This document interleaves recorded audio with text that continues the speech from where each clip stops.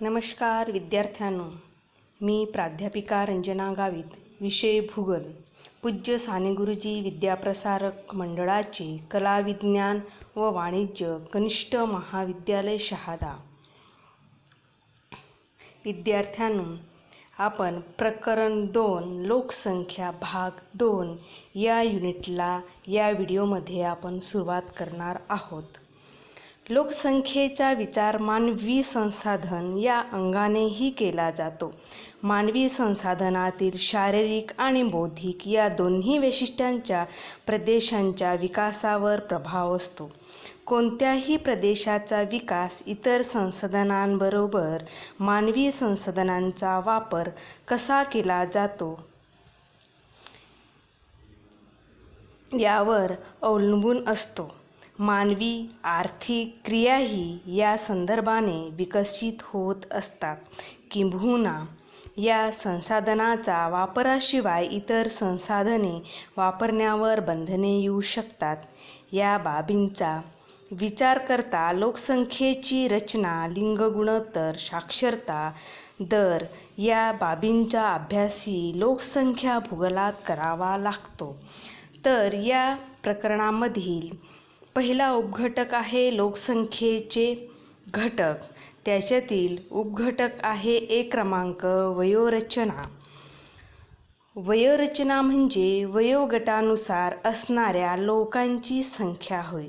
जसे अभ्रक, बालक, कुमार, युवक, प्रौढ, वृद्ध. लोकसंख्येमध्ये प्रत्येक वयोगटाचा हिस्सा असतो. हा हिस्सा देशानुसार बदलत असतो. याचे कारण म्हणजे प्रत्येक वयोगटातील लोकसंख्या वेगळी असते. ते आकृतीच्या आधारे वयोरचना आणि राष्ट्रांची स्थिती अभ्यासू. आपल्याला या व्हिडिओत लोकसंख्या मनोऱ्याची 3 प्रमुख प्रकारांचा आलेख दिलेला आहे. या आलेखात लोकसंख्येचे वय व लिंगानुसार वितरण दर्शविण्यासाठी मनोऱ्याचा वापर करतात. या आलेखातील मध्यभागी असलेला य अक्ष हा वयोगट दाखवतो. या स्तंभाची लांबी ही त्या वयोगटातील लोकसंख्येची टक्केवारी दाखवते. या आलेखात डाव्या बाजूस पुरुषांची संख्या व उजव्या बाजूस स्त्रियांची संख्या वयोगटानुसार दर्शवली जाते. आलेखामध्ये तळाला बाल वयोगटाकडून तर शीर्षाकडे वृद्ध वयोगटाकडे क्रमवार वितरण दाखवलेले आहे. तर या लोकसंख्या मनोऱ्यामध्ये काही प्रश्न पुस्तकामध्ये विचारलेले आहे. ते प्रश्न आपण या ठिकाणी सोडवून घेणार आहोत. तर त्याच्यातील 1 क्रमांक आहे, कोणत्या मनोऱ्यात बालकांची संख्या सर्वात कमी आहे? तर या मनोऱ्याचे निरीक्षण केले असता आपल्याला असे दिसून येते की या मनोऱ्यात बालकांची संख्या सर्वात कमी आहे. प्रश्न दुसरा, कोणत्या मनोऱ्यात वृद्धांची संख्या सर्वात कमी आहे? तर याचे उत्तर आपल्याला असं सांगता येणार, मनोऱ्यात वृद्धांची संख्या सर्वात कमी आहे. तसेच तिसरा प्रश्न आहे, कोणता मनोरा युवा राष्ट्राचे प्रतिनिधित्व करतो? तर या मनोऱ्याच्या आधारे आपल्याला सांगता येईल, मनोरा युवा राष्ट्राचे प्रतिनिधित्व करतो. तसेच चौथा प्रश्न आहे, कोणता मनोरा वैद्यकीय खर्च जास्त असणाऱ्या राष्ट्रांचे प्रतिनिधित्व करतो? तर त्याचे उत्तर आपल्याला सांगता येणार, मनोरा वैद्यकीय खर्च जास्त असणाऱ्या राष्ट्रांचे प्रतिनिधित्व करतो. तसेच 5वा प्रश्न आहे, विपुल मनुष्यबळ असलेल्या राष्ट्रांचे प्रतिनिधित्व कोणता मनोरा करतो? तर त्याचे उत्तर आहे, मनोरा विपुल मनुष्यबळ असलेल्या राष्ट्रांचे प्रतिनिधित्व करतो. शेवटचा प्रश्न 6वा, कोणते मनोरे विकसनशील व विकसित राष्ट्रांचे प्रतिनिधित्व करतात ते सांगा. त्याचे उत्तर आहे आ मनोरे विकसनशील व ई मनोरे विकसित राष्ट्रांचे प्रतिनिधित्व करतात. म्हणजेच लोकसंख्येत 15 ते 59 या वयोगटातील लोकसंख्येचे प्रमाण जास्त असल्यास ते कार्यशील लोकसंख्या जास्त असण्याचे निर्देशक असते. याउलट 0 ते 15 वयोगटातील लोकसंख्येचे प्रमाण जास्त असल्यास ते अवलंबित्वाचे प्रमाण जास्त असते असे या ठिकाणी दर्शविलेले आहे. तसेच 60 पेक्षा जास्त वयोगटातील लोकांचे प्रमाण जास्त असल्यास प्रदेशाचा वैद्यकीय व आरोग्य सुविधांवर होणारा खर्च वाढणार हे या मनोऱ्याच्या आधारे आपणास निदर्शनास येते. तसेच आपल्याला या ठिकाणी मनोऱ्याचे 3 प्रमुख प्रकार दिलेले आहे. ते 3 प्रकार आपण त्या मनोऱ्याच्या उपघटकानुसार आपण बघू. म्हणजे त्याचे 3 प्रकार आपण या ठिकाणी बघणार आहोत. एक आहे विस्तारणारा अ. आपण मागच्या मनोऱ्यात बघितलं की या मनोऱ्याचा तळ विस्तारत जाणारा असून शीर्षाकडे तो निमुळता होत आहे. याचा अर्थ वाढत्या वयोगटानुसार मृत्यूदरही वाढताना आढळतो. हा मनोरा जन्म आणि मृत्यू दोन्ही दर जास्त आहेत असे सांगतो. म्हणजेच हा दर आहे एक विस्तारणारा अ. दुसरा आहे संकुचणारा आ. तर याच्यात या मनोऱ्याचा तळ संकुचित होत जातो तर शीर्षाकडे विस्तारलेले आहे. याचा अर्थ वृद्धांची संख्या जास्त तर तरुणांची संख्या कमी असणे असा होतो. यावरून असा निष्कर्ष निघतो की जन्मदर कमी तर मृत्यूदर अगदी कमी असते. तिसरा आहे स्थिरावलेला म्हणजे ई. वयोगटाच्या प्रत्येक गटाची टक्केवारी जवळजवळ समान असते. जन्मदर आणि मृत्यूदर हे दोन्ही अगदी कमी झालेले असतात. त्यामुळे लोकसंख्या वाढ नगण्य असते असा निष्कर्ष काढता येतो. वयोरचनेचा प्रकार देशाच्या भवितव्यावर प्रत्यक्ष परिणाम करतो. बाल आणि वृद्ध वयोगटाचे आधिक्य या देशाचा आर्थिक भार वाढवतो तर कार्यरत वयोगटाचे प्राबल्य हे मनुष्यबळाची विपुलता दर्शविते. त्याच्यानंतर उपघटक लोकसंख्येचे घटक याच्यातला 2 क्रमांकाचा आहे लिंगरचना. लिंगरचना म्हणजेच लोकसंख्या मनोरे वयोगटानुसार स्त्री व पुरुषांचे प्रमाण दर्शवितात. स्त्री व पुरुषांचे प्रमाण हे लोकसंख्येचे प्रमुख वैशिष्ट्य आहे. स्त्री व पुरुषाच्या लोकसंख्येतील प्रमाणाला लिंग गुणोत्तर म्हणतात. भारतात हे प्रमाण खालील सूत्राने काढले जाते. लिंग गुणोत्तर बरोबर स्त्रियांची एकूण संख्या भागिले पुरुषांची एकूण संख्या गुणिले 1000. देशातील स्त्रियांची स्थिती पुरुषांच्या तुलनेत लिंग गुणोत्तराच्या आधारे सांगता येते.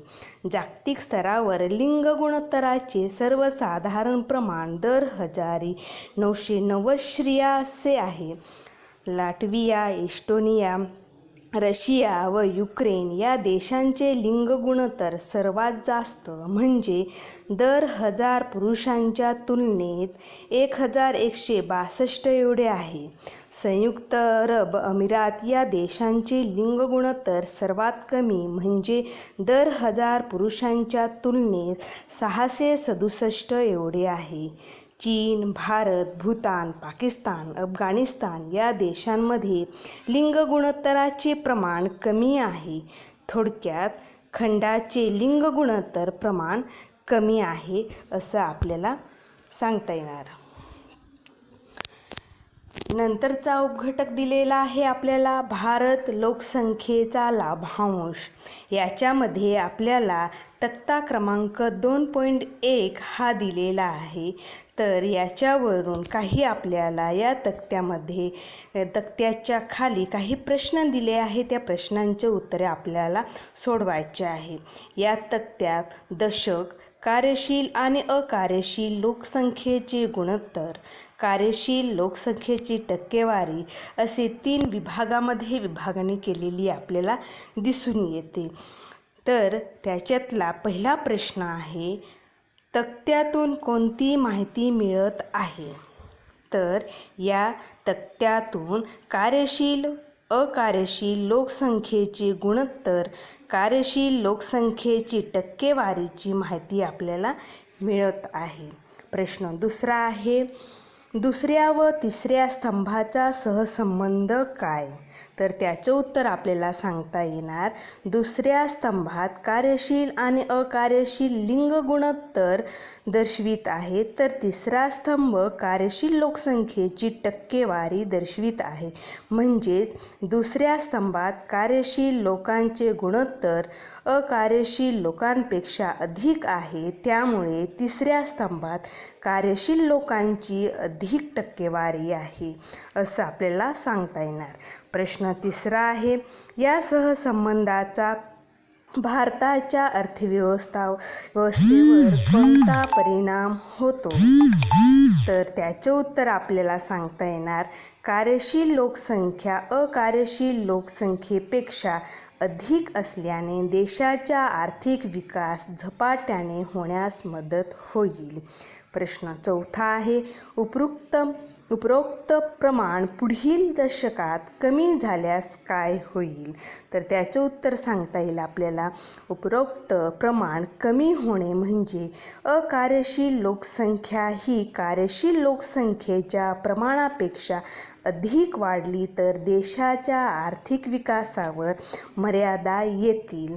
म्हणजेच भारत लोकसंख्येचा लाभांश म्हणजेच एखाद्या देशाच्या वयोरचनेत होणाऱ्या बदलामुळे त्यांच्या अर्थव्यवस्थेत झालेली वाढ म्हणजेच लोकसंख्या लाभांश होय. हा बदल जन्मदर व मृत्यूदर कमी झाल्याने घडून येते. जन्माचे प्रमाण कमी झाल्याने अवलंबित्वाची संख्या कार्यशील लोकसंख्येच्या तुलनेत कमी असते. थोडक्यात लाभांश म्हणजे भागधारकांनी प्राप्त झालेल्या नफ्यातील लाभ होय. नफ्याच्या भागधारकांमध्ये होणारे वाटप होय. देशामध्ये कार्यशील व अवलंबित लोकसंख्या असते. कार्यशील व अवलंबित लोकसंख्येतील गुणोत्तरावरून देश आर्थिकदृष्ट्या किती क्रियाशील आहे ते ठरवता येते. म्हणजे क्रियाशील लोकसंख्येचे प्रमाण जेवढे जास्त तेवढे या कार्यशील लोकांचा हातभार देशाच्या अर्थव्यवस्थेत जास्त असतो असं आपल्याला या तक्त्यावरून दिसून येते. नंतरचा उपघटक आहे स्रोत आर्थिक सर्वेक्षण सन 2018-19चा आपल्याला या ठिकाणी तक्ता दिलेला आहे. तक्ता क्रमांक 2.2 असून याच्यात आपल्याला देश आणि सेवानिवृत्तीबाबतची माहिती दर्शवलेली आहे. तर अगोदर आपण देश आणि सेवानिवृत्तीबाबतची माहिती आपण पाहू. तर देश त्याच्यातील पहिला आहे जर्मनी.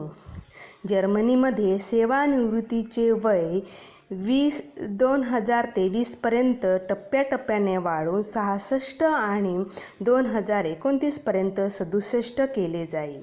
तसेच 2 क्रमांकाचं अमेरिकेची संयुक्त संस्थानामध्ये 1960 किंवा त्यानंतर जन्मलेल्या लोकांसाठी सेवानिवृत्तीचे वय टप्प्याटप्प्याने वाढत जाऊन 67 पर्यंत जाईल. तिसरा आहे युनायटेड किंगडम. त्याच्यात आहे पुरुष व महिला या दोघांचेही सेवानिवृत्तीचे वेतनाचे वय ऑक्टोबर 2020 पर्यंत वाढवून 66 व 2026 ते 28 दरम्यान 67 करण्यात येईल. 4 क्रमांक ऑस्ट्रेलिया सेवानिवृत्तीचे वय 2023पर्यंत वाढवून 67 होईल.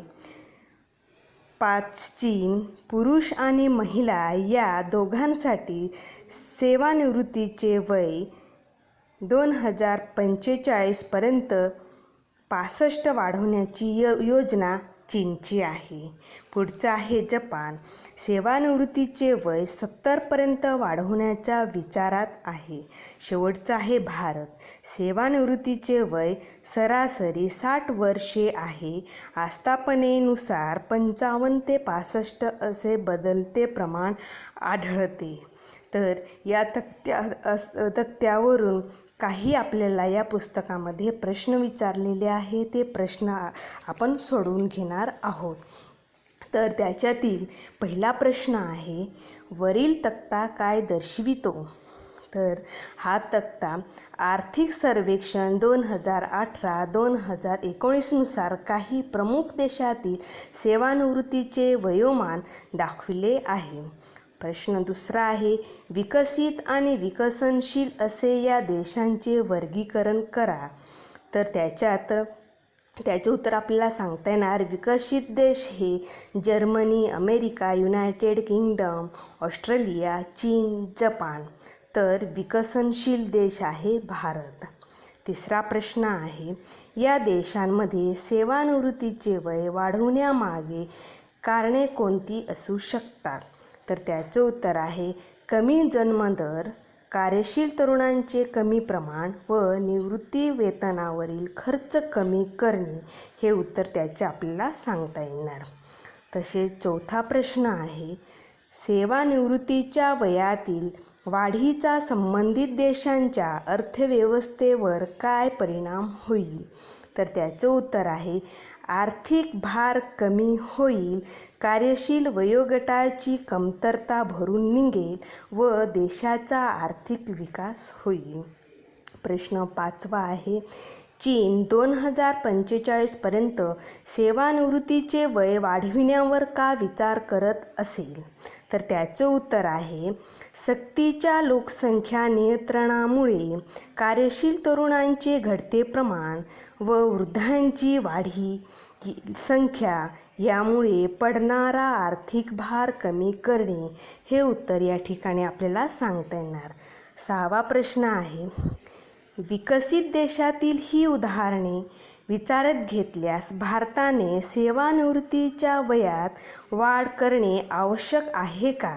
याबद्दल तुमचे मत व्यक्त करा.